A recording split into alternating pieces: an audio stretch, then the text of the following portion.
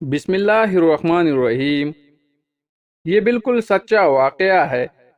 وہ علاقہ بارانی کہلاتا ہے جہاں زمینی پانی بہت گہرا ہوتا ہے۔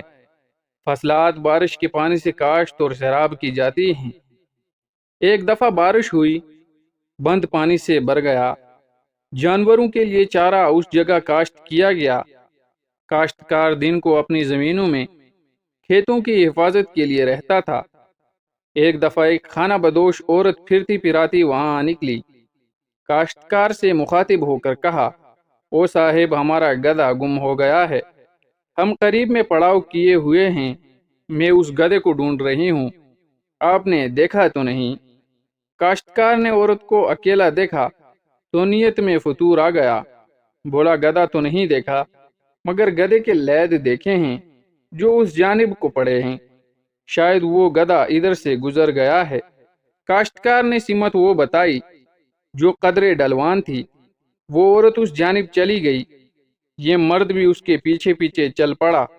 بظاہر محفوظ مقام پہ جا کر عورت کو جا پکڑا اور اپنی بری نیت کا اظہار کیا اور عورت سے رضامندی چاہی۔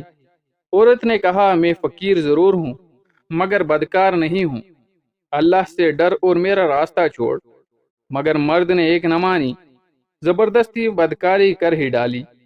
مرد جب ہٹا تو عورت کھڑی ہوئی، خالی دامن پھیلایا اور سسکتے ہوئے آسمان کی جانب نگاہ اٹھا کر بآواز بلند کہا، اے منتقم اللہ، میں فقیر اور خانہ بدوش ضرور ہوں مگر بدکار نہیں ہوں، جبکہ اس ظالم نے میری عزت اتار ڈالی۔ اگر جا کر میں اپنے خاوند کو شکایت لگاؤں، وہ بھی چونکہ مسافر ہے اور یہ مقامی ہے، وہ اس کا کچھ نہیں بگاڑ سکتا۔ میں اپنے دکھ کی شکایت تجھ سے لگاتی ہوں۔ تو اپنی اس فقیرنی کا اس مرد سے ایسا انتقام لے اور ہفتے کے اندر لے کہ جس کی خبر زمانہ سنے۔ اگر اس پہ ایک ہفتے کے بعد کوئی مصیبت آ پڑے تو میں سمجھوں گی کہ میری شکایت کا یہ بدلہ ہے۔ یہ کہتے ہوئے وہ عورت وہاں سے چلی گئی۔ ٹھیک دوسری رات جب یہ شخص اپنے ہی گھر میں خواب و خرگوش کے مزے لوٹ رہا تھا کہ دروازہ زور سے بجا۔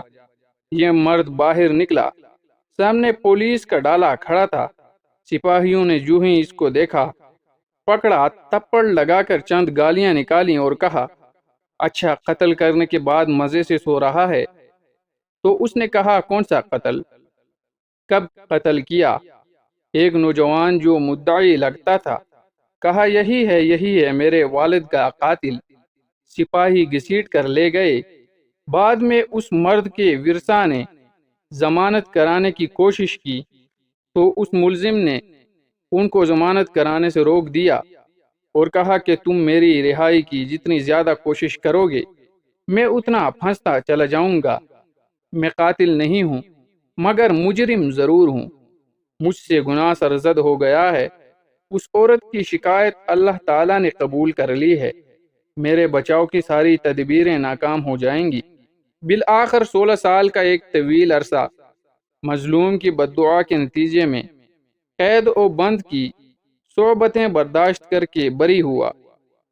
صاحب، خدا کی گرفت سے بچنے کی ہر وقت کوشش کرنی چاہیے۔